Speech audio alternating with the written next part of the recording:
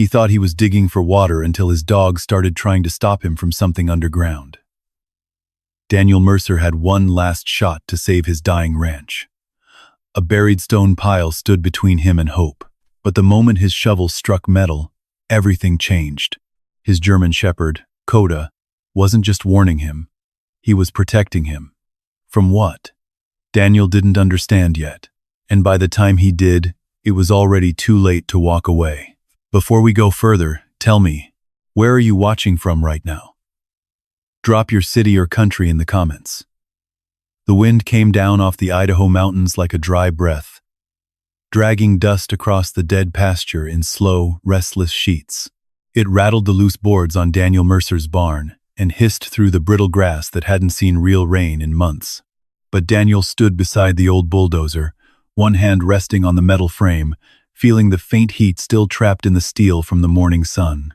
The machine was older than most men in the county, paint faded, edges worn smooth from decades of use, but it still ran. That was enough. Across the field, rising out of the cracked earth like a scar that refused to heal, sat the stone pile. It didn't belong there. Everything else on the land followed a kind of logic. Fences, troughs, even the way the hills rolled into each other. But that pile, it looked like something pushed up from below, not built from above. Stones fused together, weathered into unnatural angles, gray with a faint red undertone that caught the light wrong. Daniel narrowed his eyes at it. He'd walked past it for years, left it alone, same as his father had, same as his grandfather before him. But the land didn't care about tradition anymore. He glanced back toward the house. The porch sagged slightly on one side. A single envelope sat just inside the screen door, white and sharp against the shadowed floorboards. He didn't need to read it again. Final notice. Daniel exhaled, slowly, then reached up and pulled himself into the bulldozer's cab. The seat creaked under his weight. The smell inside was familiar. Diesel, dust, old leather, baked by too many summers. His hand hovered over the ignition for a second longer than necessary. Then he turned the key. The engine coughed, shuddered, then roared to life. A low grinding vibration rolled through the machine and up into his chest. The sound pushed everything else away. The wind, the quiet, the thoughts he didn't want. Focus. And he eased the throttle forward. The tracks bit into the dirt, metal grinding against stone as the bulldozer lurched ahead. "Stay," he muttered, not looking back. Kota had been lying near the truck, a gray and black shape against the dust. The dog usually didn't need to be told twice. He understood boundaries better than most people Daniel had known. For a few seconds, everything held. The bulldozer moved. The blade lowered. The stone pile grew larger in the windshield. Then something changed. Daniel didn't hear it at first. He felt it. A shift in the air behind him. A break in rhythm. He glanced in the side mirror.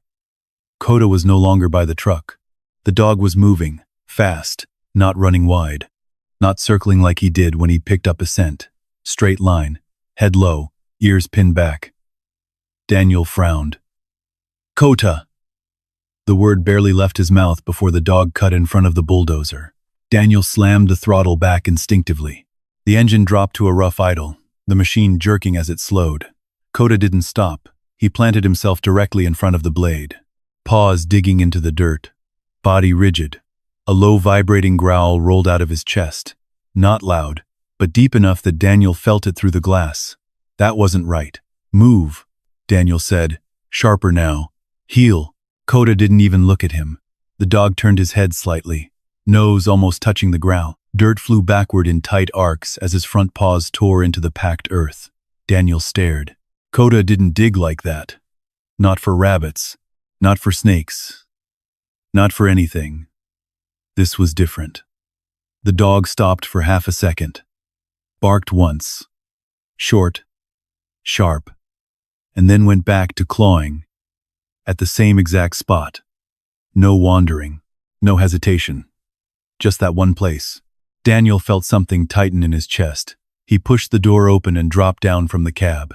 His boots hit the ground with a dull thud. Dust puffing around his ankles. "Kota, enough." No response. The dog kept digging, breath coming fast, a high-strained edge creeping into the sound. He paused again, looked up at Daniel for a split second, eyes wide, focused, and then back to the ground. Daniel had seen that look before. Not here, somewhere else, a different place, different heat, different dirt. He shut the thought down before it could take shape. "All right," he muttered, more to himself now. He walked over and grabbed the shovel from where it leaned against the bulldozer's track and stepped up beside the dog. Kota shifted slightly, but didn't move away. He kept working faster now, as if the ground itself was running out of time. Daniel drove the shovel into the earth. The soil was harder than it should have been, packed tight, almost like clay, mixed with small fragments of stone. He put his weight into it, boot pressing down on the blade.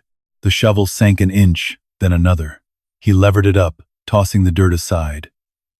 Kota immediately filled the space, digging deeper, pushing the loose soil away with frantic efficiency. They worked like that for a minute. 2. No words. Just the sound of metal scraping earth and the dog's claws tearing through dirt. Then it happened. The shovel hit something.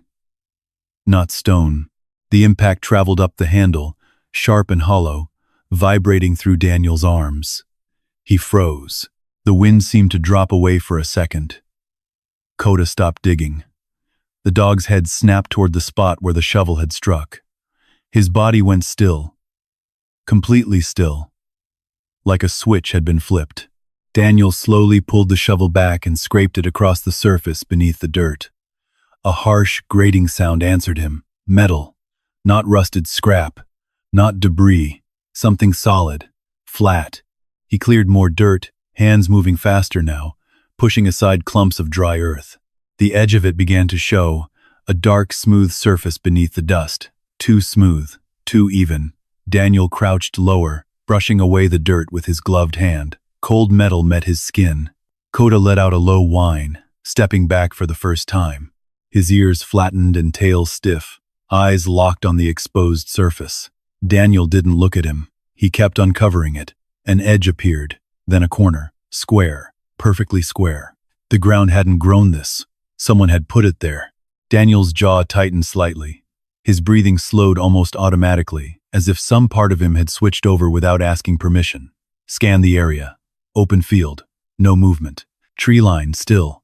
Wind direction, left to right. No sound but the dry hiss of air over dirt.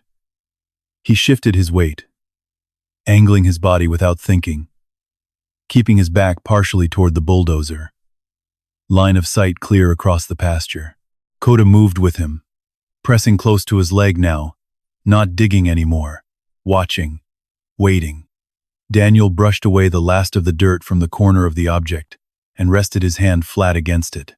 The metal was colder than it should have been under the afternoon sun. He didn't pull his hand away. For a moment, neither of them moved. Then faint and distant, something echoed in the back of his mind. Not a sound he could hear. Something remembered. A door, a hatch. A place underground where air didn't move the way it was supposed to.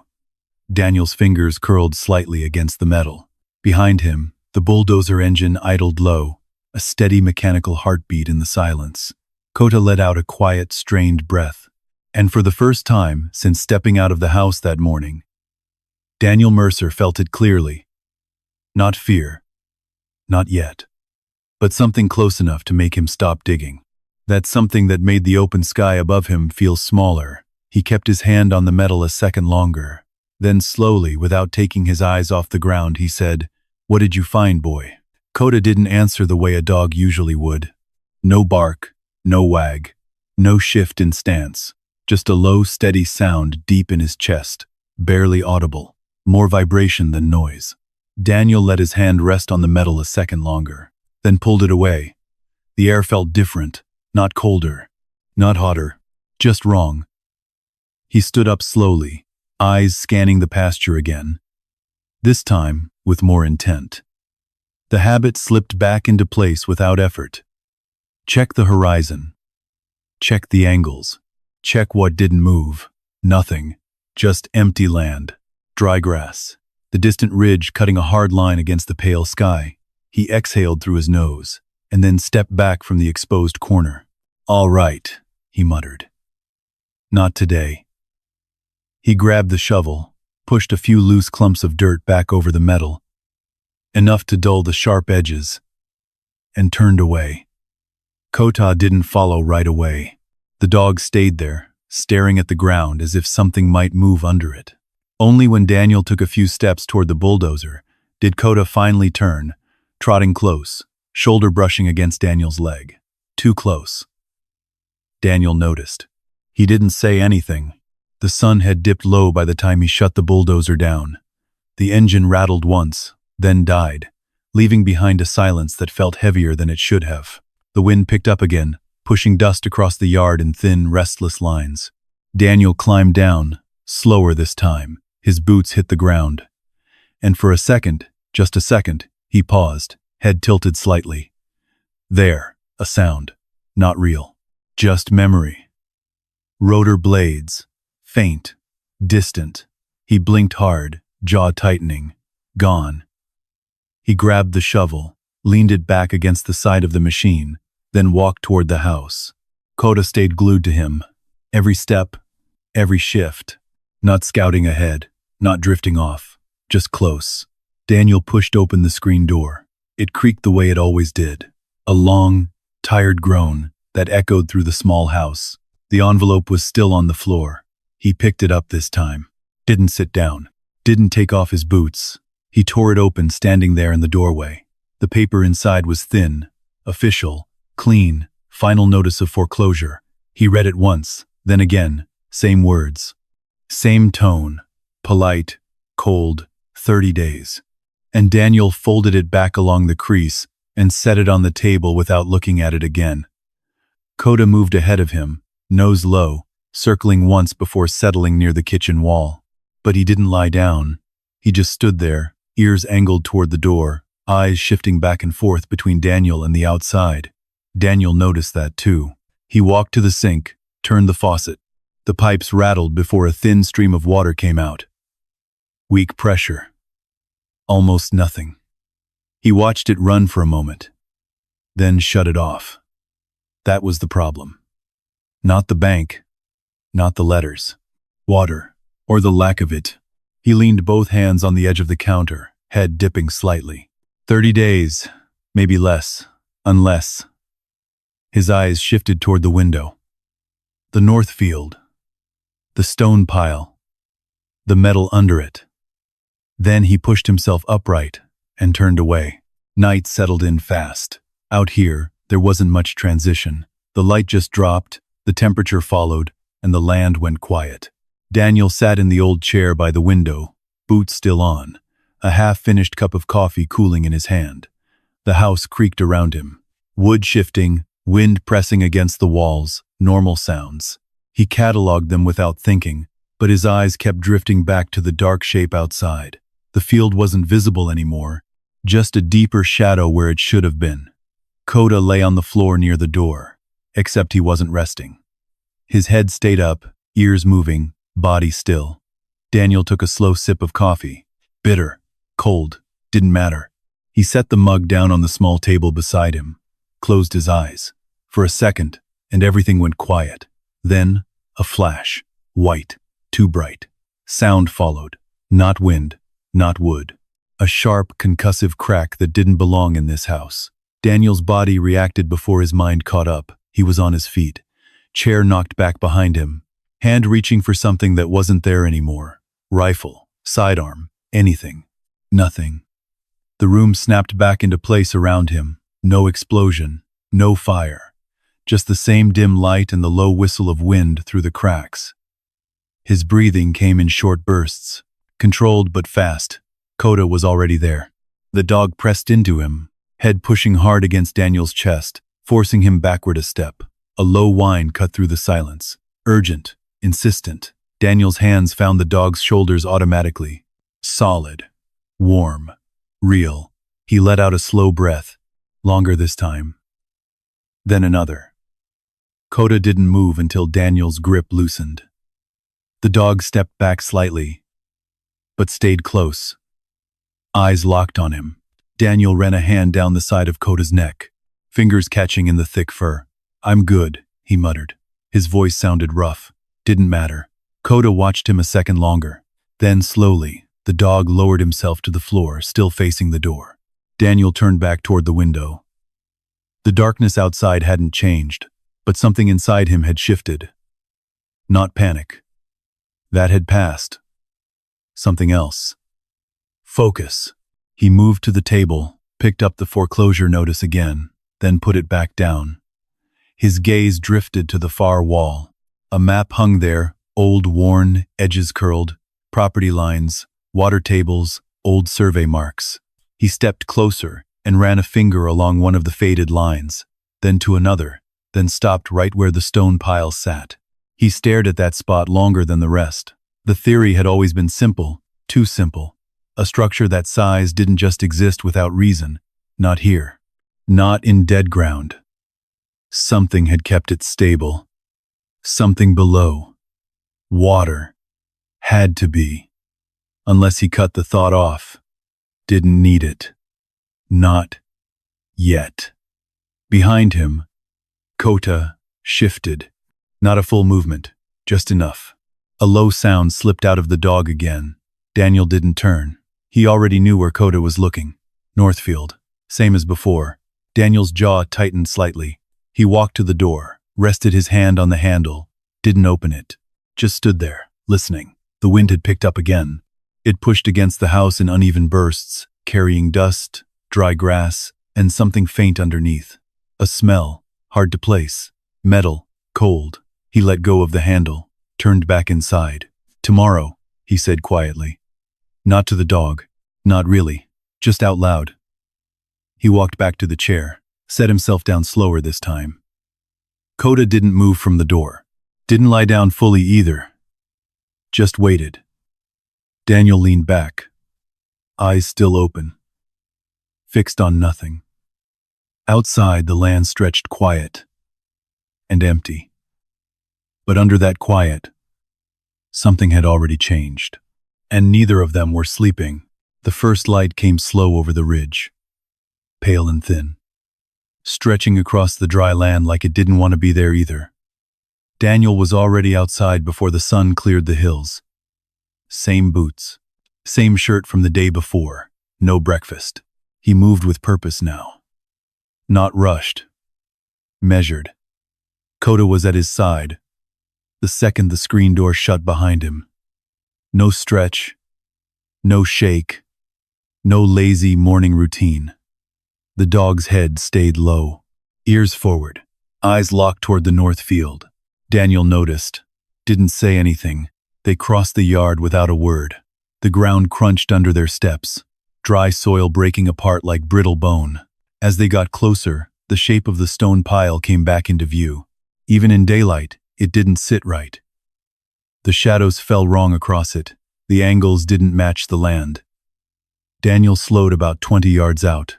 Habit. He stopped, scanned, left, right, tree line, ridge, nothing.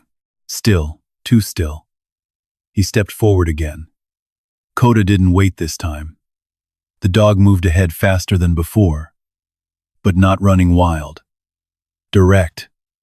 Controlled. He went straight to the same spot from yesterday.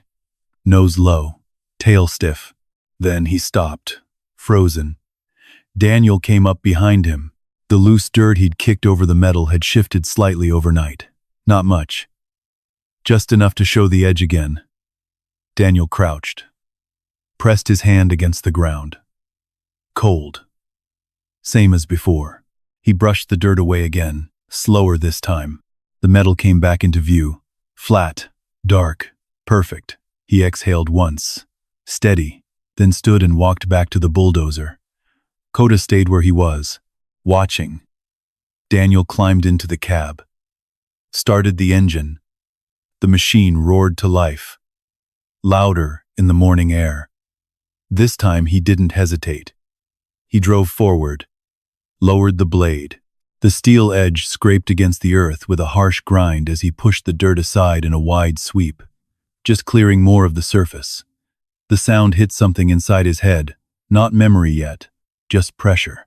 He leaned into it, ignoring it. Focus. Clear the area. The blade struck something solid again, a sharper sound this time, metal on metal. Daniel stopped the machine, killed the engine. Silence dropped hard. He stepped down, grabbed the shovel, and went back to work. Kota moved in beside him immediately, but didn't dig this time. Just stood there, watching every motion, muscles tight.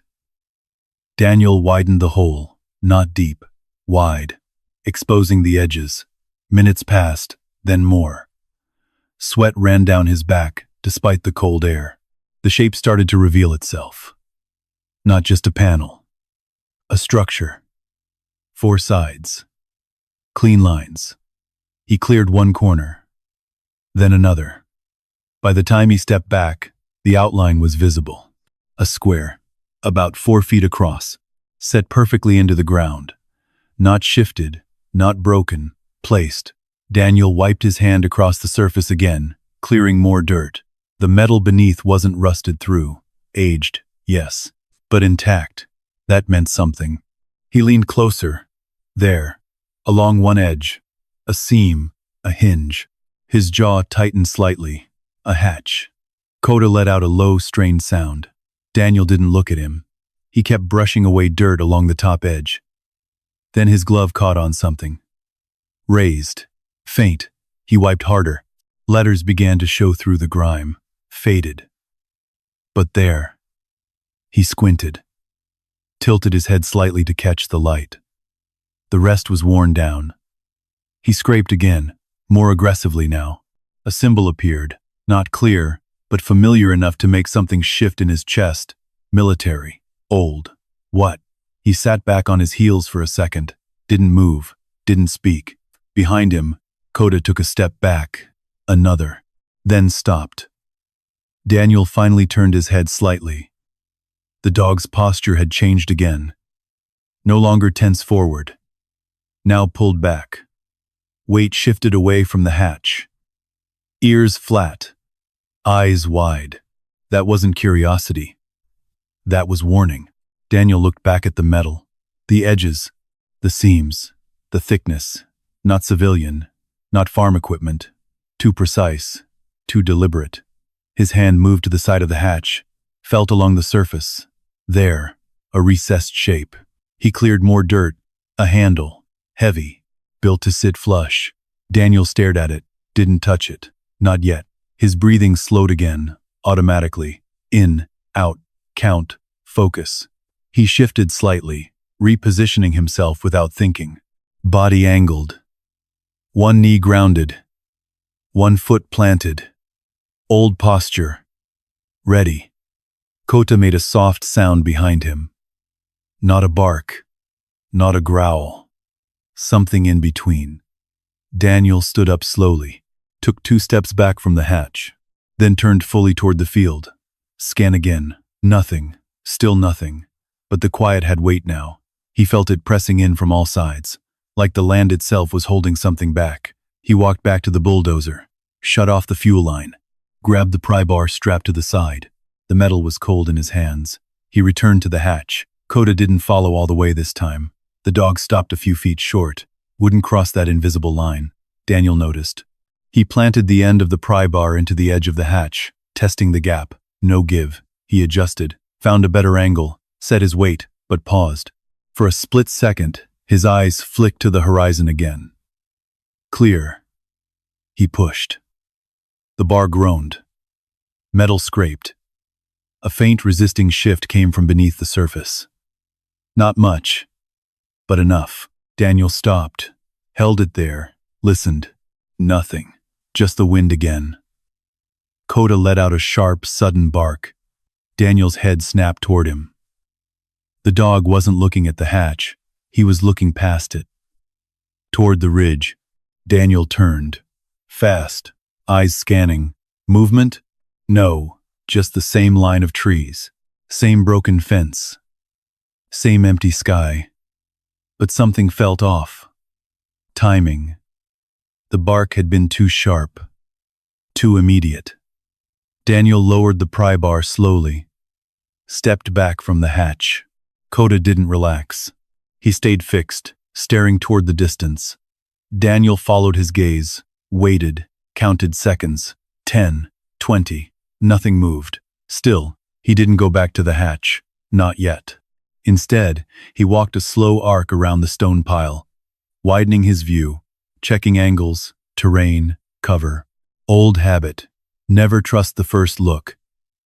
Kota stayed planted, watching. Daniel completed the circle, came back to the hatch.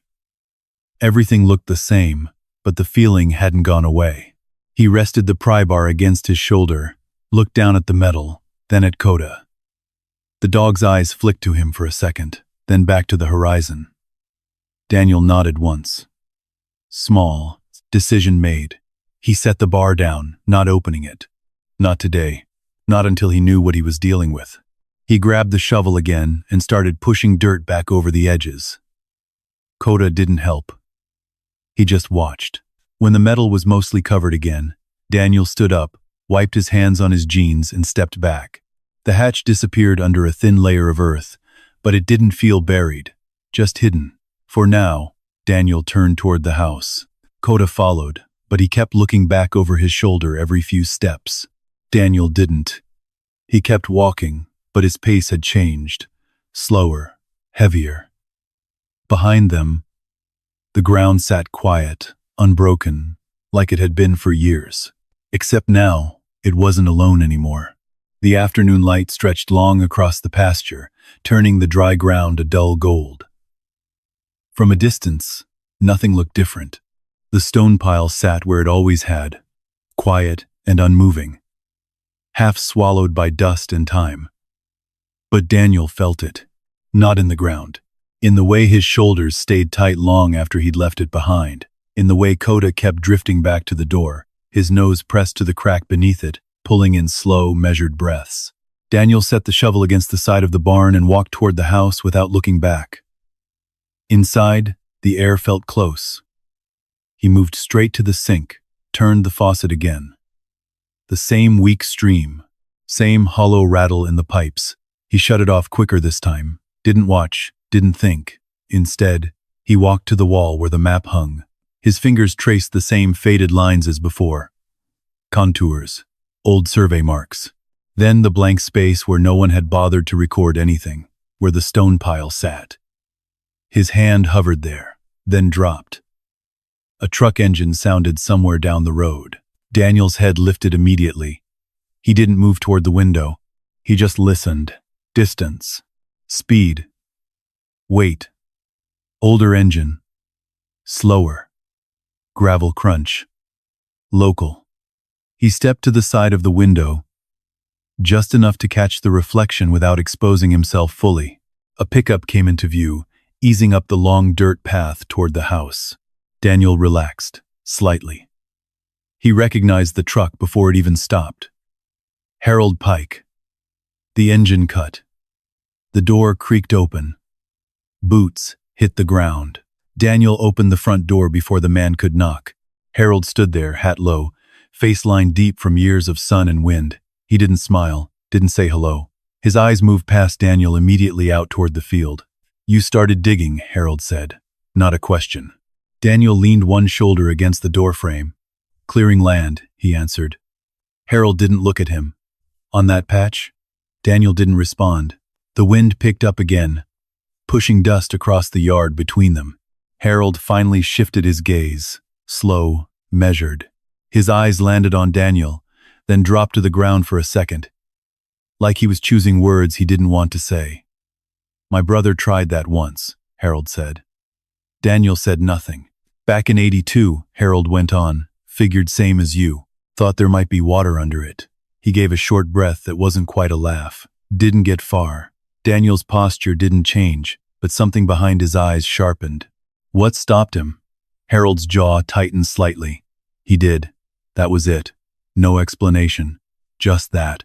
The two men stood there for a moment, the silence stretching between them. Kota appeared behind Daniel, moving quietly but fast, slipping into place just inside the doorway. He didn't bark or growl. He just watched Harold. Still and focused. Harold noticed. His eyes flicked down to the dog, then back up. "That one yours?" Daniel nodded once. "Good dog," Harold said. Kota didn't react. Harold looked past Daniel again, toward the north field. You open it yet? Daniel's grip on the door frame tightened just slightly. No. Harold nodded slow. That's something. Daniel shifted his weight. You came out here to ask me that? Harold shook his head once. No. He hesitated, then stepped closer. Not onto the porch, but just enough that his voice didn't carry. That thing out there, he said, eyes still on the field. It ain't just a pile of rock. Daniel didn't answer. Harold kept going anyway. My old man used to say the ground around it was dead before the drought ever hit. He pointed with his chin. Nothing grows right near it. You ever notice that? Daniel had. He hadn't said it out loud before. Harold exhaled slowly. Some folks back then, they didn't go near it. Said it was wrong. Daniel let a small pause hang there. Wrong how? Harold's eyes shifted back to him. Like it didn't belong. The wind gusted again, stronger this time, rattling the loose tin on the barn roof. Kota's ears flicked. Harold straightened up, adjusting his hat. Look, he said, tone shifting slightly. You got your reasons. I get that. His eyes dropped briefly toward the house, toward where the envelope had been, then back up. But if you're going to keep digging, he added, don't do it alone. Daniel held his gaze. Harold didn't wait for a response. He turned, walked back to his truck, and climbed in without another word. The engine started. Gravel crunched. The truck rolled away, shrinking down the long path until it disappeared beyond the bend. Daniel stayed where he was, hand still on the door frame. Kota stepped forward, moving past him onto the porch. The dog stood there, facing the direction the truck had gone, then slowly turned his head back toward the field. Daniel followed that look. The stone pile sat in the distance, quiet and unchanged. But now, it had weight, more than before. Daniel stepped back inside and closed the door. The latch clicked. He stood there a second longer, listening. Nothing but the wind. He moved through the house more slowly this time, checked the back door. Locked, windows closed. Habit again. Unconscious. By the time he sat down in the chair, the light outside had already begun to fade. Kota didn't settle right away. The dog paced once, twice, then stopped near the window facing the north field. He stood there, watching as the sky dimmed. Daniel leaned back, eyes half-lidded, but not resting. The room darkened around him, shadows stretching across the walls. Outside, the last of the light disappeared behind the ridge, and in that quiet, a single word pressed forward in his mind again, clearer this time, sharper, containment. Daniel's eyes opened fully. He didn't move, didn't blink, just sat there, staring into the dark as the wind dragged across the land. And somewhere out in that field beneath the dirt he'd pushed back into place something waited, not sleeping, not gone, just waiting. The night stretched thin and brittle like the land itself might crack if the wind pushed hard enough. But Daniel didn't sleep. He sat in the chair until the darkness turned gray. Eyes open tracking shadows that shifted with the first hint of dawn. Every creak of the house settled into a pattern. Every gust of wind mapped itself into something predictable. Except one thing. The silence between them. That space where something should have been sound, movement, anything. Kota never lay down. The dog stood at the window the entire night, shifting only when the wind changed direction. Nose lifting, catching something Daniel couldn't. By the time the sun broke the ridge again, Daniel was already on his feet. No coffee this time. No pause. He grabbed the pry bar from where it leaned against the wall and headed for the door. Kota moved ahead of him before he even reached it. The morning air cut colder than the day before, and Daniel noticed that. Temperature drop overnight. No clouds. No reason for it. He filed it away without thinking. They crossed the yard faster this time. No hesitation. No scanning pause. Daniel already knew what he was walking toward. The stone pile stood exactly as before, but the ground around it looked disturbed, not dug up, not moved, just subtle shifts. As if the dirt hadn't settled the way it should have. Daniel slowed, not stopping, just enough to feel the space. Kota reached the spot first, stopped dead, then a sound, not a bark, not a growl. A short, sharp exhale through the nose. The dog stepped back. That was new. Daniel's grip tightened slightly on the pry bar. He moved in, boots pressing into the loose soil he'd covered the hatch with the day before. The dirt gave more easily this time, too easily. He crouched, brushed it aside with his hand. The metal came back into view faster than it should have, like the ground hadn't wanted to hold it. Daniel didn't waste time. He set the pry bar into the seam, where he'd tested it before. Adjusted angle, shifted weight. Inhale, push. The bar flexed slightly, then a sound. Low, deep. Not from the bar, from below. Daniel froze. The vibration came up through the metal into the bar, into his hands, subtle, but there. Kota backed up another step. Then another. The dog's ears flattened tight against his skull. Daniel didn't move. Count. 1, 2, 3. Nothing followed. No second sound, no shift, just the wind. He exhaled slowly, reset his grip, pushed again. This time the metal gave, a fraction of an inch, then more. A long, good grinding scrape echoed through the still morning air. The hatch lifted, not fast, not clean, like it had been sealed tight for years and didn't want to move. Daniel stepped back, letting it rise just enough to break the seal. And then it happened. A rush, air, not wind. Something forced out from below. Cold, dense, carrying a sharp metallic smell that hit the back of his throat instantly. Kota reacted before Daniel could. The dog yelped, sharp, startled, and jumped back hard, paws scrambling against the dirt. He turned his head away, blinking fast, shaking at once like he'd run into something invisible. Daniel lifted his sleeve over his mouth automatically. The smell wasn't rot, wasn't decay, cleaner than that. Worse, like old machinery. Burnt wiring. Something chemical that didn't belong in open air. But he stepped closer. Slow. Controlled. The hatch creaked as it settled open just enough to reveal darkness beneath. Not shadow, not shade. Black. Complete. Daniel leaned slightly, just enough to look down. Nothing. No light catching edges, no depth. Just a square hole swallowing everything. He reached down, brushed more dirt from the edge. There. Bolted into the inner wall. A leather. Steel rungs disappearing straight into the dark. Daniel's jaw tightened. He didn't climb. Not yet. Instead, he stepped back again, giving the air time to move. The smell lingered, faint but present. Kota didn't come closer. The dog stayed 10 feet back now, pacing in tight, restless arcs, head low, eyes fixed on the open hatch. Daniel watched him, read the posture. This wasn't curiosity. This wasn't caution. This was refusal.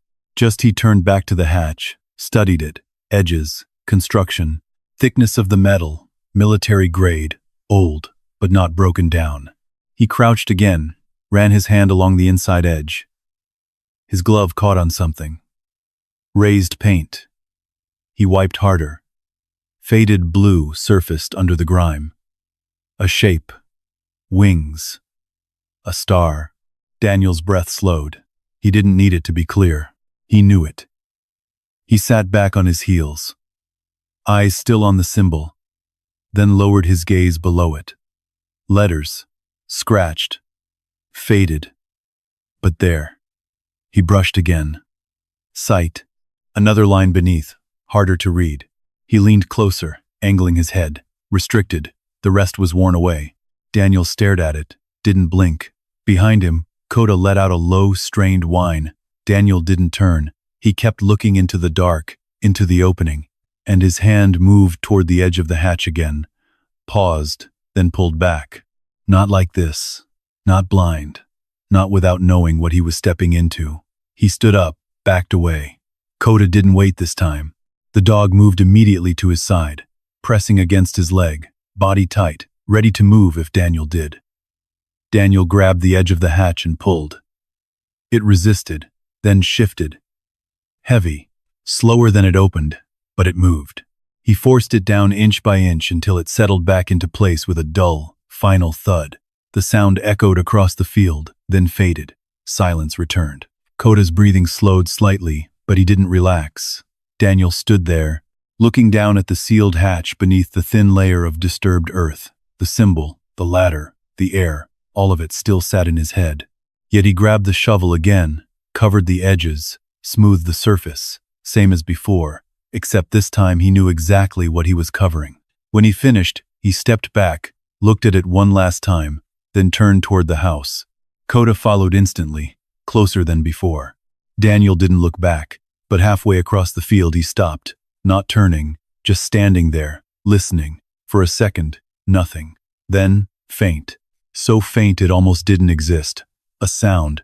Not from the wind. Not from the land. From below. A soft, distant tick. Daniel's fingers tightened slightly at his side. He didn't turn around, didn't move. After a few seconds, it stopped. The silence returned, clean, empty, like nothing had ever been there. Daniel exhaled once, then kept walking. Behind him, the ground lay still, was sealed, but no longer quiet. Daniel didn't stop walking until the house was behind him and the field was out of view. Only then did his pace slow. Not from exhaustion, from calculation. He reached the porch, stepped inside, and closed the door with more care than before. The latch clicked softly, almost swallowed by the wind outside. Kota moved straight past him this time, heading for the center of the room instead of the door. The dog turned in a tight circle once, then stopped, standing, not lying down, eyes flicking between the window and Daniel.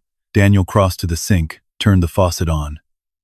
Same weak stream. He watched it for a second, then shut it off. His reflection stared back at him in the window above the sink. Lined face, gray creeping through his hair, eyes sharper than they'd been the day before. And he wiped his hands on a rag that wasn't dirty, then turned. The decision had already been made out there. He just hadn't said it out loud.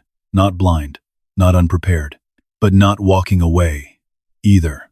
He moved through the house with quiet efficiency, old habits sliding back into place. From a cabinet near the back, he pulled out a coiled length of climbing rope, frayed in spots, but still strong. He checked the knots automatically, fingers moving without needing his eyes. From a drawer, a heavy-duty flashlight. He clicked it once. Beam strong. Batteries holding. From the corner by the door, a worn canvas tool bag. He added the pry bar, then paused. His hand hovered over the bag. For a second, his fingers twitched, reaching for something that wasn't there. A memory. Different place. Different loadout. He pulled his hand back, then shut the bag. Kota watched the whole time. The dog didn't wag, didn't move closer, just tracked every motion, body tight, waiting. Daniel slung the rope over his shoulder, grabbed the bag, and headed for the door. Kota stepped in front of him, not aggressive, not blocking. Just there, Daniel stopped, looked down. Kota met his eyes. No sound, just a steady, unblinking stare. Daniel exhaled once. Low. You're coming, he said. It wasn't a command. Kota moved aside. The field felt different now. Even in daylight, the wind still moved across it, but it didn't carry the same empty feel. Something underneath it waited. Daniel walked straight to the stone pile. No hesitation this time. No scanning pause. He already knew the layout. Already knew the angles. Kota followed. He didn't go ahead. He stayed just behind Daniel's right side. Close enough to touch. Daniel stopped at the covered hatch, set the bag down, uncoiled the rope, anchored one end to the bulldozer's blade, looping it twice, checking the tension with a firm pull. Solid. He stepped back to the hatch. Kota didn't move forward, Daniel noticed. Still didn't say anything. He drove the pry bar into the seam again. Same angle. Same pressure. The metal resisted for a second, then shifted. The hatch opened faster this time. The seal already broken. The air came again. That same cold rush, that same sharp chemical edge. Kota backed away immediately, turning his head aside. Daniel pulled his sleeve over his mouth again, blinking once as the smell hit. Stronger this time, or maybe he just recognized it now. He let the hatch settle open and stared down into the black. Still nothing. No light catching anything below. Just that same complete absence.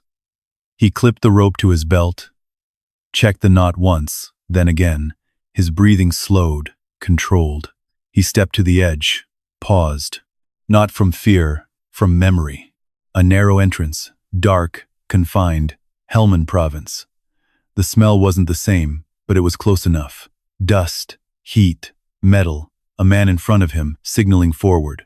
Daniel's hand tightened on the rope. Kota barked, sharp, immediate. The sound snapped something loose. Daniel blinked. The field came back. The wind. The open sky above him. He exhaled once, then swung his legs over the edge. Boot found the first rung, cold metal. He shifted his weight, started down. One rung, then another. The light from above shrank quickly. The smell grew thicker, coating his throat. He swallowed once. Didn't help. 5 feet, 10, 15. His boots hit something solid. Metal floor. He unclipped the flashlight, switched it on. The beam cut through the darkness. The space was small, maybe 10 by 10. Steel walls, riveted panels, paint peeling in long strips, condensation clinging to the corners like sweat. Pipes ran along the ceiling, thick, coated in something that flaked under the light. Daniel stepped off the ladder, slow, measured. The sound of his boots rang too loud in the confined space. He paused, listened. Nothing. No hum, no movement, just the faint drip of something unseen. Then the beam shifted, caught something ahead, an opening, not a door, a tunnel. Narrow, black, leading deeper. Daniel stopped. The air changed again, but thicker. He took one step toward it, then another. The walls felt closer. The ceiling lower. The light didn't reach far into the tunnel, just enough to show uneven edges, then darkness again. His breathing slowed, then hitched. A flicker, light, different light, not from the flashlight, white, blinding. The sound followed, a crack, a pressure wave. The tunnel shifted. No, not this tunnel, another one, rock. Dust falling, voices shouting, move, move. Daniel's hand shot out, slamming against the steel wall beside him. The flashlight beam jerked wildly. His chest tightened. Air stopped. The tunnel in front of him collapsed inward. Not real. Not here. But his body didn't know that. His breathing broke into sharp, shallow pulls. Too fast, too tight. His hand fumbled for the rope at his side. Missed, or slipped. The walls felt like they were closing in. His knees bent slightly. Balance shifting, the light shook. Then above him, faint, muffled, a sound, scratching, fast, desperate. Kota. Daniel froze, listened. There it was again, claws against metal, short barks, urgent, not distant, right above him. Daniel sucked in a breath. Painful, but real. I'm here, he rasped. His voice echoed back at him, hollow. He stopped, forced another breath. Slower, he focused on the sound. Kota, alive, above ground. Not a tunnel in Afghanistan, not a collapse, not buried. He grabbed the rope. Grip steady now. Hold, he muttered. More to himself than the dog. The panic didn't vanish, but it cracked. Just enough. He pushed off the wall, straightened, forced his eyes back to the room. The pipes, the peeling paint, the ladder behind him. Real. He turned once more toward the tunnel, didn't step forward. Not now. Instead, he swept the flashlight across the room. A metal shelf. Rust creeping along the edges. Something sitting on it. He moved closer. The beam steadied. A book. Leather-bound. Warped. Covered in a thin film of grime. Beside it, a small metal box. Daniel grabbed both. Didn't hesitate. Didn't open them. Not here. Above him, Kota's scratching grew louder, more frantic. Daniel turned back to the ladder, clipped the rope tighter, started climbing. Faster now, rung after rung. The light above widened. The air shifted. Cleaner. Cooler. He pulled himself over the edge, boots scraping against the dirt as he rolled onto the surface. The sky hit him, wide, open, real, but Kota was on him instantly. The dog's body pressed against his chest, whining, nudging, checking, moving fast, then still, then fast again. Daniel let the items drop beside him. Daniel wrapped one arm around the dog's neck and held there. Breathing in, out slower now. The field stretched around them unchanged, except it wasn't. Not anymore. Daniel pulled back slightly and looked at Kota. The dog's eyes locked on him, steady and present. Daniel nodded once, then looked down at what he brought up from the dark. The leather book, the metal box. He didn't open them. Not yet. Behind him, the hatch lay open, and beneath it the tunnel waited. Daniel didn't close the hatch right away. He stood there in the open field, the wind pushing lightly against his back, eyes fixed on the black square cut into the earth. Kota stayed pressed close, shoulder against his leg, body angled toward the opening as if he could block it by standing there. Daniel bent down, picked up the leather book first. It felt heavier than it should have. The cover was stiff, warped from years underground. When he brushed his thumb across it, a fine layer of dust came away, leaving a darker mark beneath. He turned it once in his hands. No title, no markings on the outside, just age. He grabbed the metal box next, smaller than he expected, solid, cold, no obvious latch, just a seam running along the edge. Daniel glanced once more at the open hatch, then down at Kota. The dog didn't look at him. He was staring into the darkness, still. Daniel reached down, took the edge of the hatch, and pulled. The metal groaned as it came down, heavy, reluctant. It settled into place with a dull, final sound that seemed to sink into the ground itself. Daniel didn't move for a second after that. Then he turned. Let's go. Kota didn't hesitate. The house felt smaller when they stepped back inside, the air thicker. Or maybe that was just him. Daniel set the items down on the kitchen table. Didn't sit. Didn't remove his boots. He stood over them for a long moment, hands resting on the edge of the wood, eyes moving from one object to the other. Kota circled once near the door, then came to a stop beside the table. Close, watching. Daniel reached for the book first.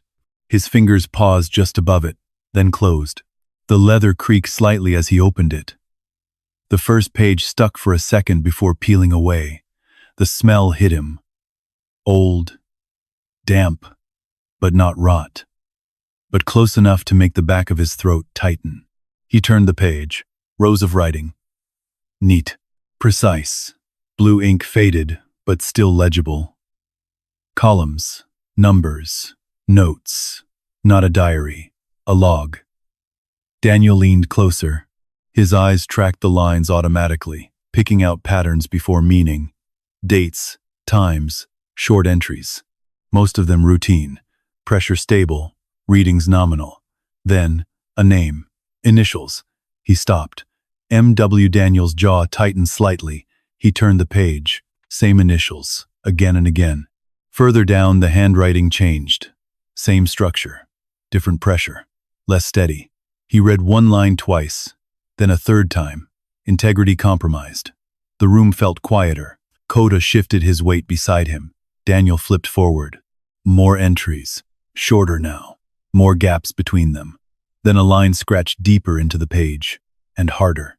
Recommend halt. Daniel's fingers pressed into the edge of the paper. The next entry, different initials. Not M.W. He stared at it.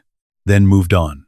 The last pages were worse. Messier. Ink darker. Words overlapping in places. The final entry sat crooked across the page. Not aligned. Not controlled. Sight sealed. Daniel closed the book slowly. Didn't slam it. Didn't drop it. Just shut it. His hand stayed on the cover. Still. Kota let out a low breath. Daniel shifted his attention to the metal box. He picked it up, turned it over. The seam caught the light. There. On one side, a small recessed latch. He pressed it. Nothing. Pressed harder. A faint click. The lid loosened. Daniel paused. His reflection stared at him in the darkened window. For a second, a flicker. Not the kitchen. A different room. Dim, concrete, and a tape recorder spinning quietly in the corner. Daniel blinked. Gone. He opened the box. Inside, 3 reels, plastic cases, stacked neatly, each one labeled faded black lettering. He picked up the top one, held it closer. The words were worn, but still there. Project, the rest smeared. He set it down, reached for the second. Same format, same lettering. His fingers tightened slightly. The third reel, different, handwritten, rough. He lifted it, turned it under the light. There, clearer than the rest. Personal log. Daniel didn't move for a second. Then he set the reels aside, stood up, moved to the far corner of the room. An old cabinet sat there. He opened it, dug through wires, old tools, things left untouched for years. Then, he found it. A tape player, dust-covered, heavy. He set it on the table, plugged it in. As the cord stretched tight across the counter, he wiped the surface once with his sleeve, set the reel into place, threaded the tape through the guides. His hands moved slower than they should have. Not from hesitation, from precision. He pressed the switch. The machine hummed. Low, steady. The reel began to turn. For a moment, nothing. Just static. Then, a click, a breath, and a voice. Test, test. Daniel froze. Kota's head snapped up. The voice continued. This is Mason Mercer. Daniel's chest tightened. Not fast, not sharp, just heavy. Private log. Off record. The words came slow, measured, like someone choosing each one carefully. Daniel didn't move, didn't blink. They've changed the parameters.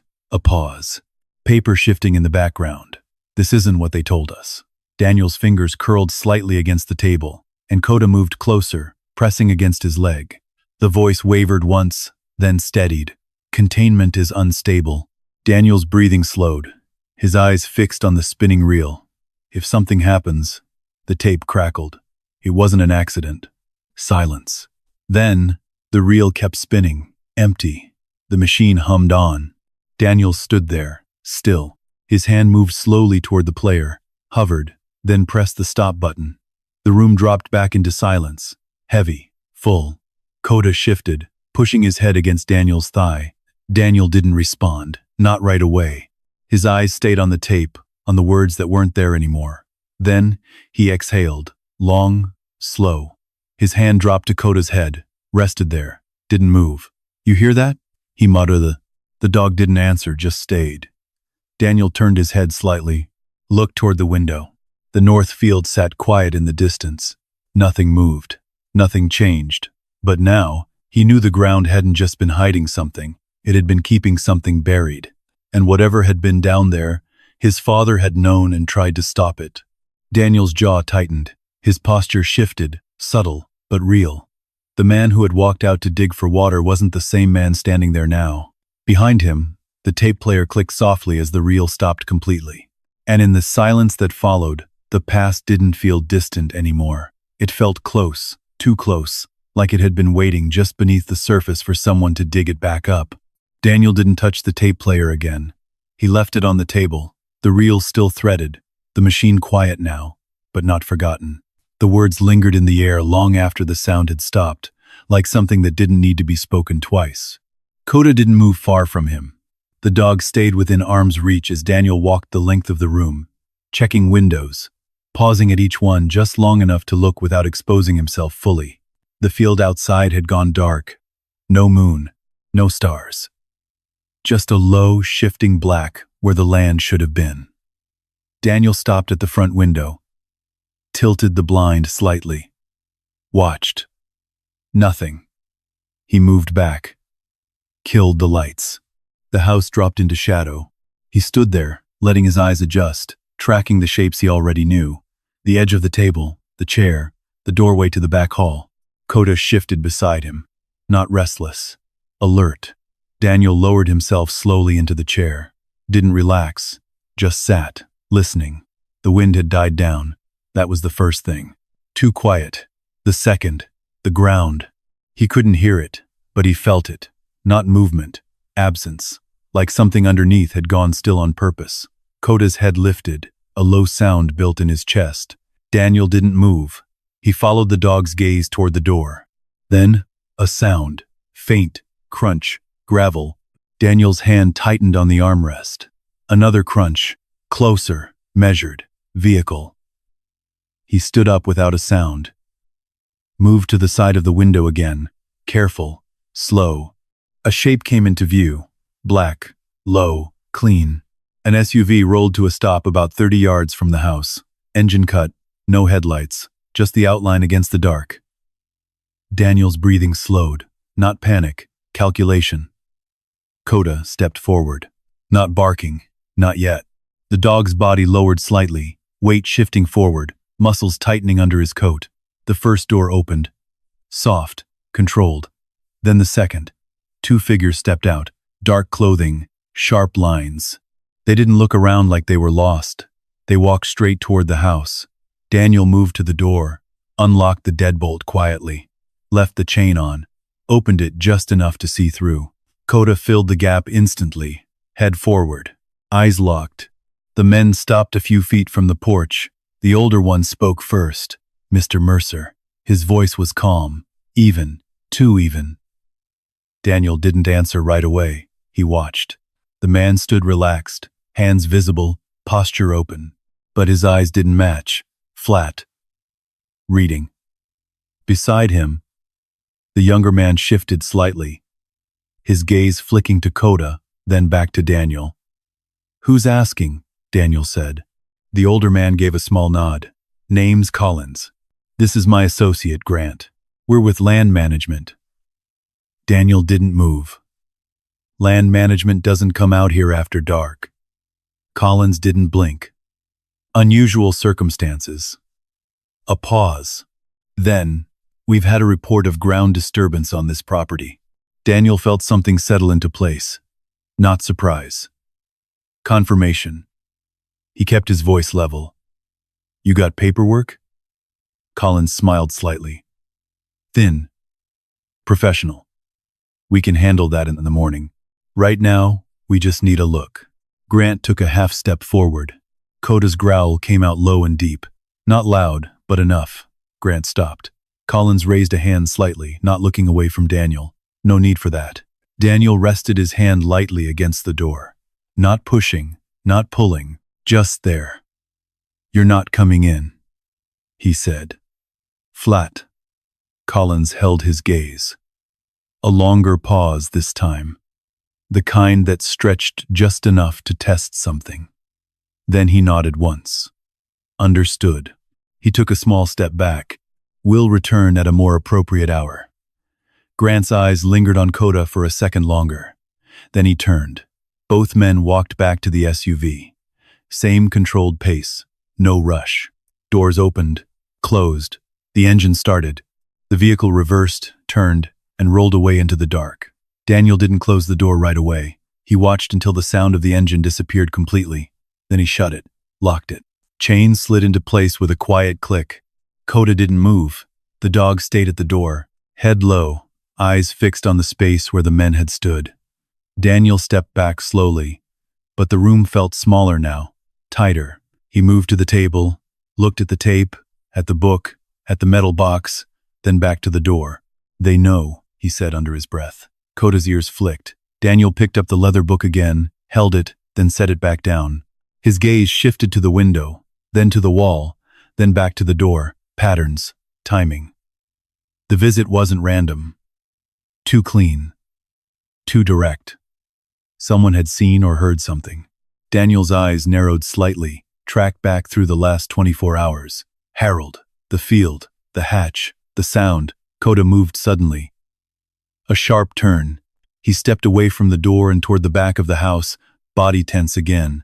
Daniel followed immediately. No hesitation. They moved through the hall into the back room. Kota stopped at the rear window, growled as Daniel eased up beside him, looked out. Nothing. Just darkness. But there, farther out, near the ridge, a faint reflection. Glass catching what little light there was. Gone as soon as he focused on it. Daniel didn't blink, didn't move. Someone had been watching from out there, longer than the SUV had been in the driveway. He stepped back from the window. Kota followed. The dog stayed close now. Closer than before. Daniel moved through the house again, checked the locks, the back door, the side window, everything sealed. Then he returned to the main room. Stood still, listening. Nothing outside. No engine. No footsteps. But the feeling hadn't left. Daniel looked down at Kota. The dog met his eyes. Steady. Waiting. Daniel nodded once. Small. Subtle. Then he reached for the lights. Stopped. But left them off. The house stayed dark. Outside the land stretched silent, but it wasn't empty anymore. And whatever had been buried wasn't the only thing watching. Daniel didn't sleep. Not even close. He sat in the same chair with the lights off. Boots still on. One hand resting near the edge of the table. The other hanging loose but ready. Kota lay at his feet at first. Then halfway through the night the dog got up. No sound, no warning, just stood. Daniel noticed without looking. His eyes stayed on the dark window. "What is it?" he murmured. Kota didn't answer. The dog moved slowly toward the front of the house. Stopped. Head angled, listening.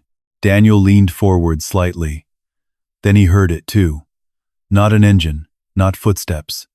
Something softer, a shift, wind. No, wrong direction, too localized. Daniel stood, slow, controlled. He moved to the side of the window again. Didn't look directly out. Just enough angle to catch reflection. Nothing. But Kota. Kota's body stiffened. The growl started again. Low. Deeper than before. Daniel stepped back. Something was off. Not a visit. Not a warning. This felt different. His eyes moved quickly across the room. Door. Back. Exit. Windows. Then, a smell. Faint.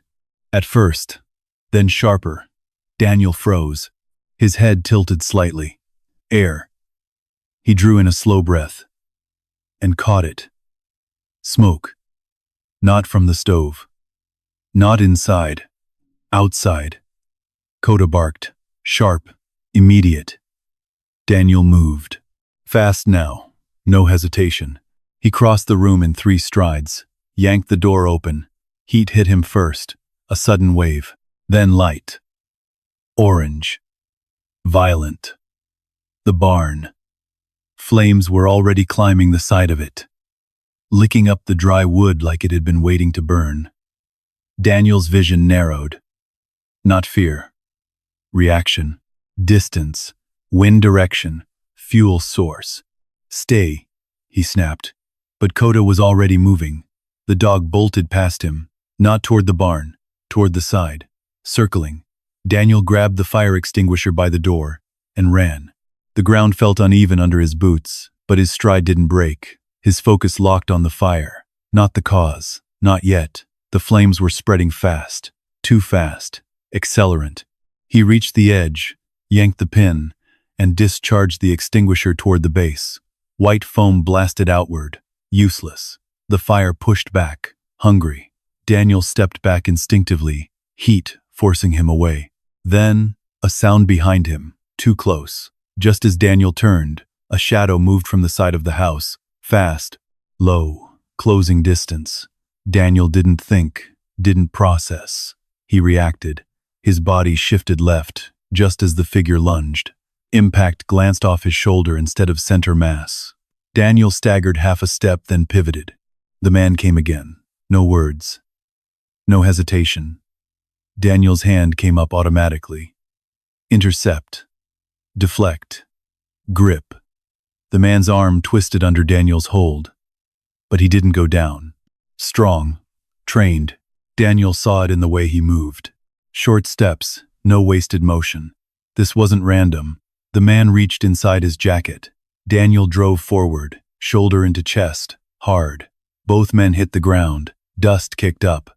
The heat from the fire pressed against them. The man tried to roll. Daniel shifted weight, pinned him halfway. Then, a blur. A gray-black blur. Kota. The dog hit the man from the side with full force. A solid, violent impact that broke the man's balance completely.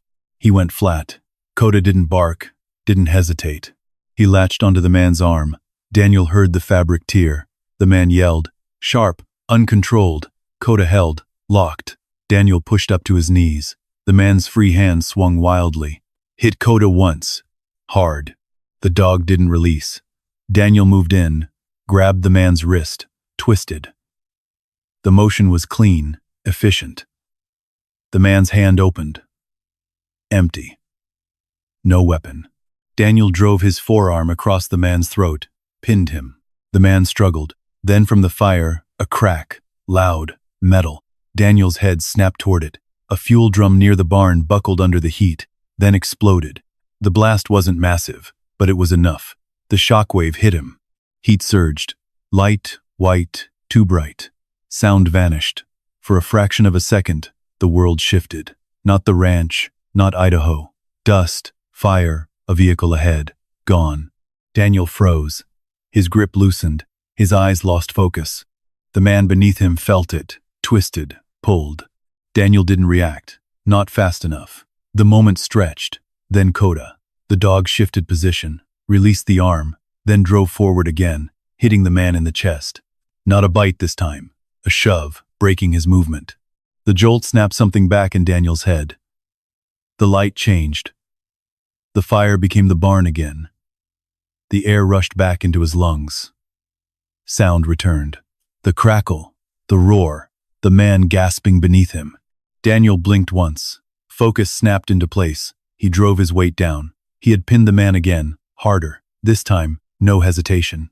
The man struggled, then slowed, then stopped, breathing heavy, defeated. Daniel didn't move off him right away.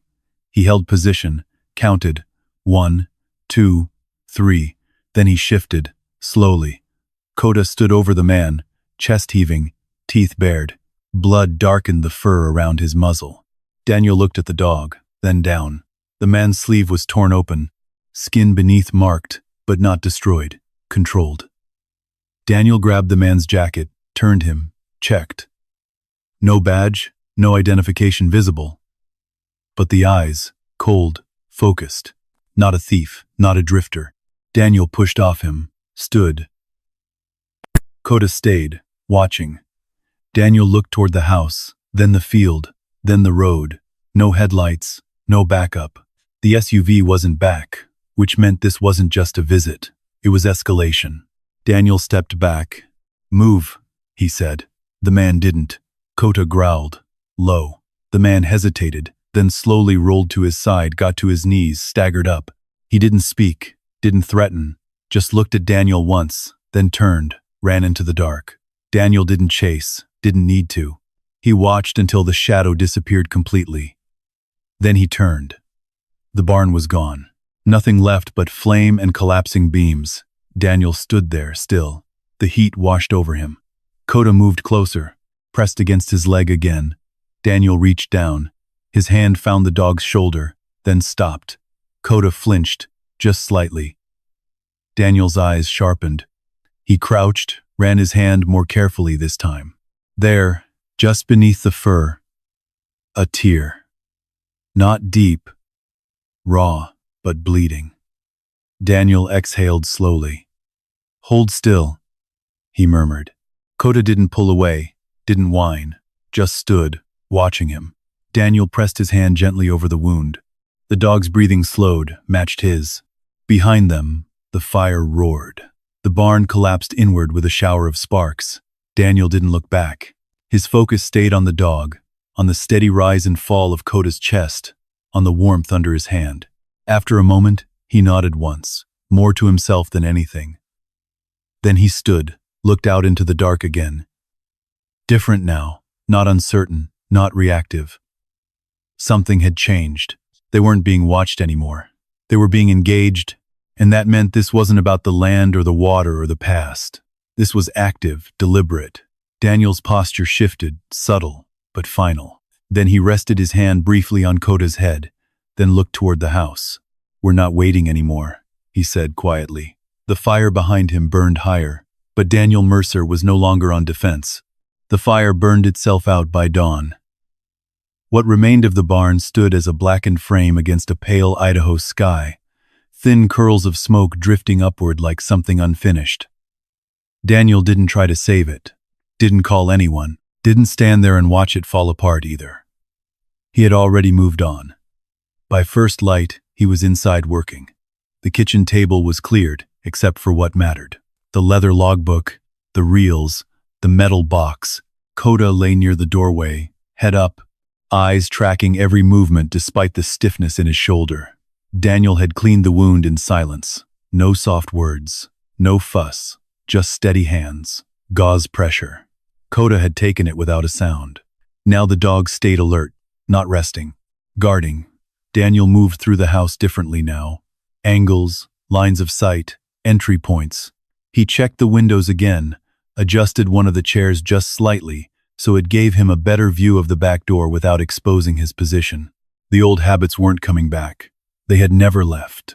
He just hadn't needed them until now. Daniel stopped at the table, looked at the tape player, didn't touch it. Not again. He already had what he needed from it. Instead, he opened the leather logbook once more, flipped to the final entries. Read them again, slower this time. Looking for what wasn't obvious. Patterns. Gaps. Changes in tone. His finger traced one line, relieved of duty. Then another, unauthorized continuation. Daniel's jaw tightened. He turned the page back, then forward, then stopped. There, a notation. Small, almost missed. Coordinates, not labeled, just numbers. Daniel stared at them, memorized, closed the book. Kota shifted. Daniel looked over. The dog wasn't watching him anymore. He was watching the door, ears forward, body still. Daniel stood slowly, walked to the front of the house, paused, listened. Nothing. But the stillness was wrong again. Not empty. Held. He moved to the side window, checked the ridge. Nothing visible, but he didn't expect to see anything anymore. They weren't careless. They were patient. Daniel stepped back, ran a hand over his face, stopped halfway. His hand hovered there, shaking, just slightly. He lowered it, looked at it, then clenched it once, opened it again. The memory hit without warning. Flash, heat, pressure. A vehicle in front of him, gone, sound cutting out, then screaming back in. Daniel blinked hard. His breathing shortened, not panicked, but close. His shoulders tightened, locked. For a second, he wasn't in the house. Kota moved fast. The dog crossed the room and pressed his head firmly into Daniel's hand. Not gently, deliberate, grounding. Daniel's focus snapped downward to the dog, to the weight, to the present. He exhaled, long, slow. His hand dropped onto Kota's head, stayed there. Easy, he muttered, more to himself than anything. Kota didn't move, didn't pull away, just stayed. Daniel closed his eyes briefly, opened them again. Clear. The shake in his hand was gone, but replaced by something colder, more precise. He straightened, looked around the room again.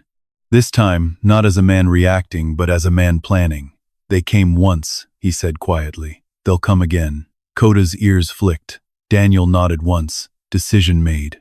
He moved to the back room, opened the closet, pushed past coats and old gear until he reached a cedar chest at the bottom.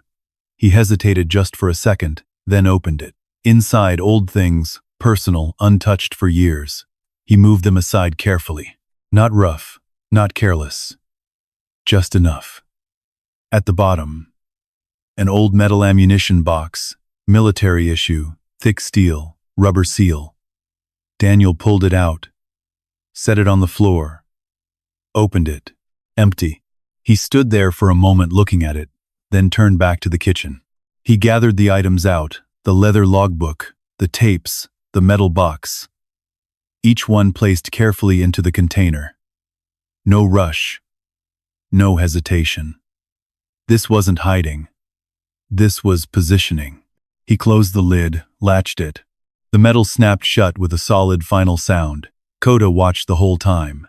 Daniel picked up the box. Heavy now, real. He carried it to the door, paused, looked back once at the house, then stepped outside. The air was cold, clean, too clean for what had happened hours earlier. The burned structure behind him still smoldered, but the heat was gone. Only the damage remained. Daniel didn't look at it. He walked past toward the field, toward the stone pile. Kota followed, closer than before, matching his pace exactly. Daniel reached the mound, stopped, looked down at the ground where the hatch lay beneath, and then stepped to the side, a few feet off. Different spot. He set the box down, grabbed a shovel from the bulldozer, started digging. The ground was hard, packed. Each strike deliberate, measured. Kota moved outward, circling, scanning the perimeter. The dog stopped once, looked toward the ridge, then back to Daniel, then resumed his watch. Daniel dug deep, not wide, a narrow hole, just enough. Sweat built under his collar despite the cold. His breathing stayed steady, controlled. After several minutes he stopped. Depth was enough. He lifted the box, lowered it into the ground. It settled with a dull, solid weight. Daniel filled the hole back in, packed the dirt down tight, pressed it flat with the shovel, then with his boot, until it matched the surrounding ground. No marker, no sign, but nothing visible. He stepped back, looked at it, then looked at the mound, at the unseen hatch beneath it. Two secrets, side by side. Only one of them known. Daniel turned, walked back toward the bulldozer, climbed into the seat, started the engine. The machine roared to life. Loud, heavy. He lowered the blade, drove forward, slow, controlled. The steel edge pushed dirt over the area, flattened it, covered any trace of disturbance. When he stopped, there was nothing left to see, just ground. Daniel killed the engine. Silence returned. Kota stood below him, looking up. Daniel climbed down, stopped beside the dog, rested his hand on Kota's head. "You did good," he said quietly. Kota's tail moved once, slow. Daniel looked back at the field, at the ridge, at the empty horizon. "They think I found something," he added. A pause. "They're right." His eyes hardened slightly. "But they don't know what I kept." Kota stayed close. Daniel turned, started back toward the house. His pace steady, measured, no hesitation. Behind him, the ground held its secret. Ahead of him, the fight hadn't ended. It had just changed. Daniel didn't go back inside right away. He stopped on the porch, listened.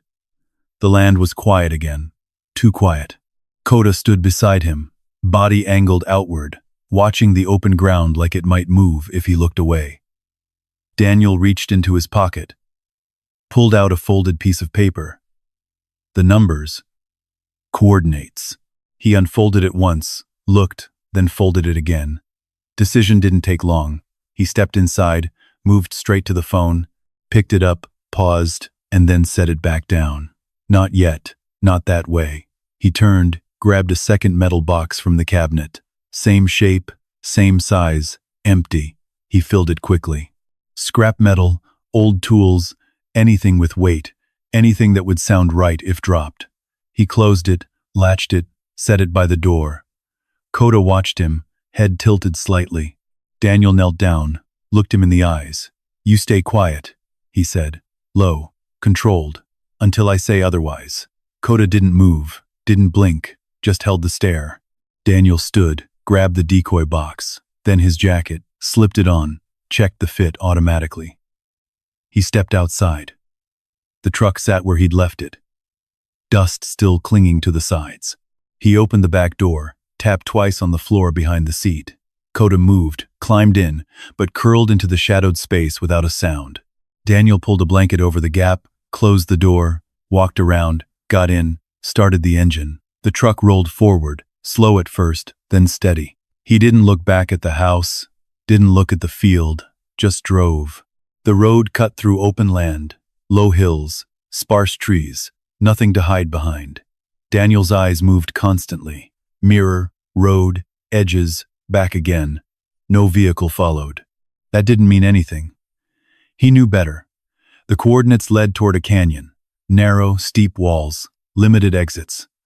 Not a place you stumbled into by accident. He slowed as the terrain shifted. The ground turned rougher, rockier, the air colder. Kota remained still behind him, silent, waiting. Daniel drove the last stretch without headlights and let the early light guide him instead. Gray sky, faint horizon. He saw them before they saw him. The SUV, parked between two rock formations. Positioned. Intentional. Daniel stopped short. Engine idling. Distance held. He stepped out. Left the door open. Picked up the metal box. Walked forward. Slow. Measured. The canyon swallowed sound. Even his footsteps felt muted. The two men stepped into view. Same ones. Collins. Grant. Grant's arm was wrapped. Makeshift. Blood had soaked through in places. His face was tight. Angry. Collins looked the same. Calm. Unchanged. "You came alone," Collins said. Daniel didn't answer. He set the box down halfway between them. "Where is it?" Grant snapped. Daniel glanced at him. Then back to Collins. "You don't get to ask first," Daniel said. Flat. Collins studied him, and then nodded slightly. "Fair enough," he gestured.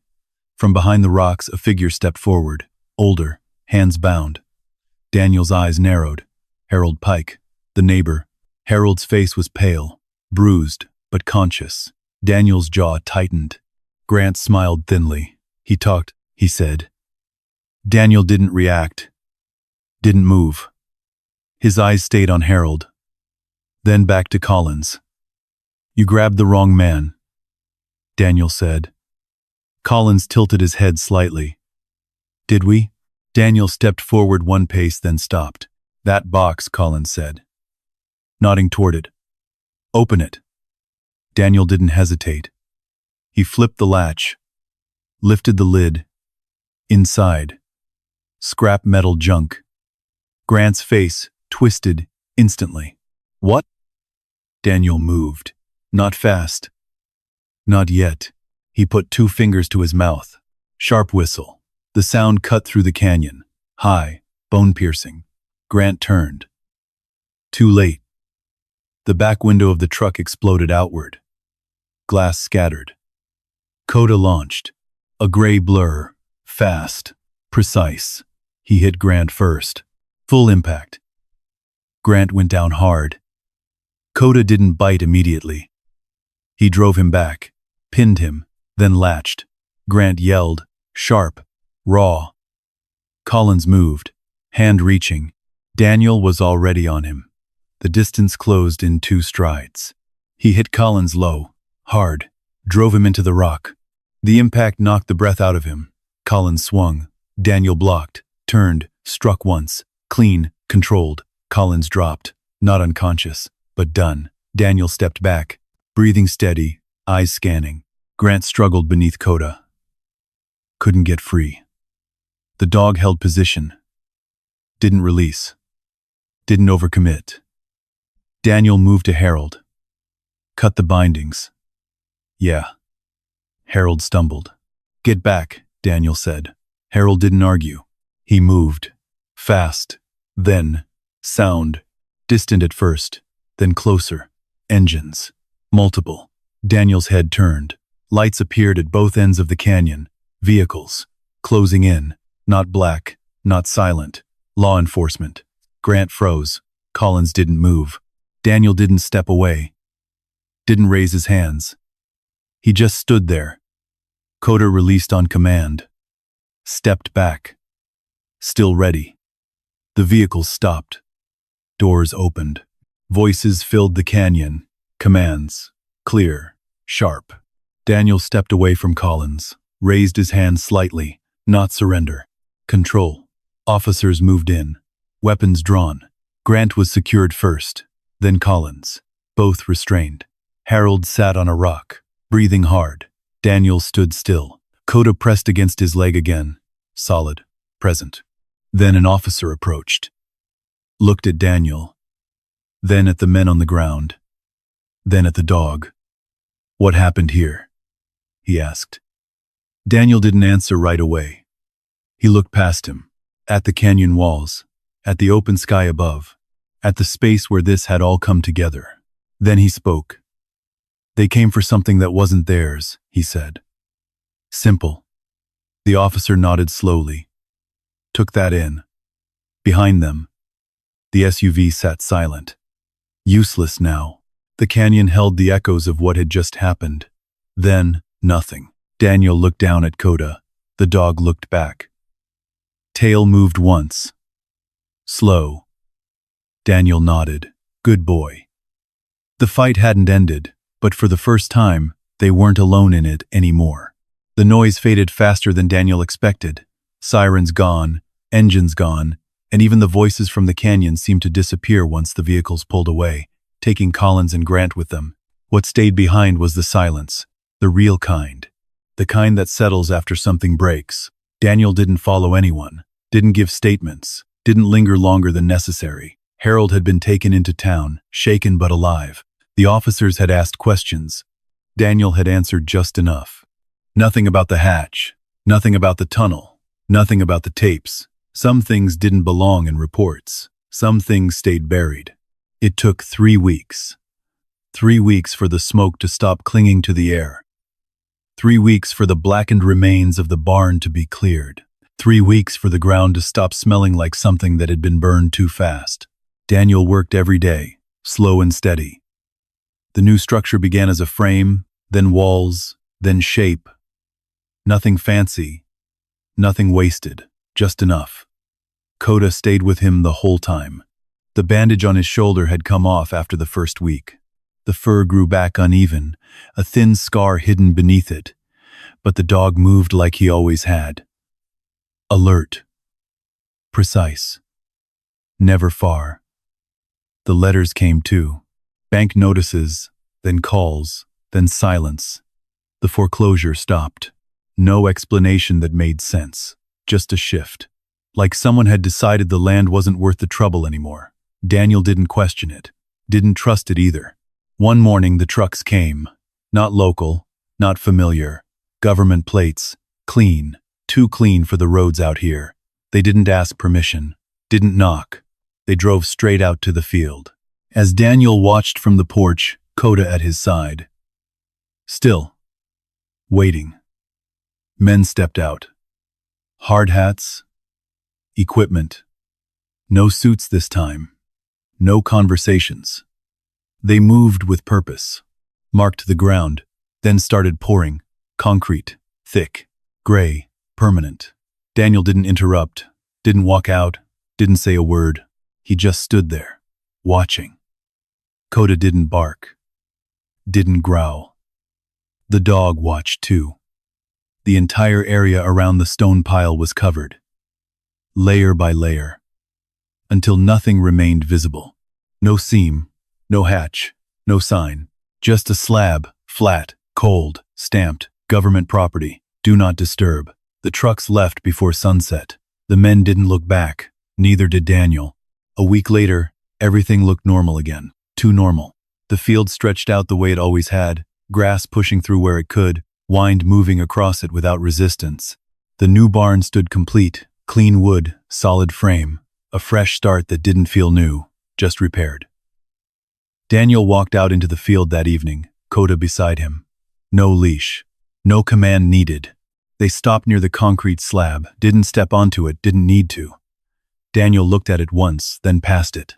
Just a few feet to the side, bare ground, unmarked, undisturbed. To anyone else, nothing. To him, everything.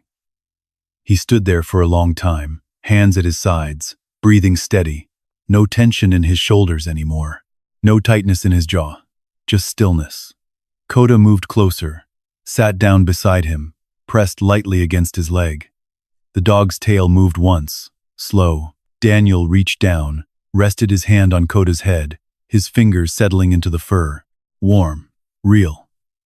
Still there, he said quietly. Not looking down. Not looking at the slab. Just knowing. Kota didn't respond. Didn't need to. The wind shifted slightly, carried across the field. Clean. Empty. Daniel turned, looked back toward the house, toward the barn, toward what was still his. The past hadn't been erased. It had been covered. There was a difference. He knew it. And somewhere beneath the surface, proof still waited. Not gone, not destroyed, just placed where it couldn't be taken. Daniel gave Kota's head one last steady pat, then stepped away from the field, didn't look back again.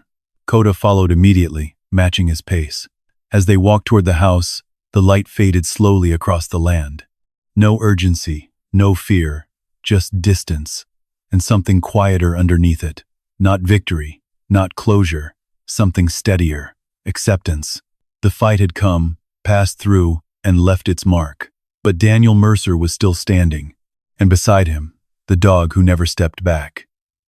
"Come on," Daniel said. Low, clear, "let's go home."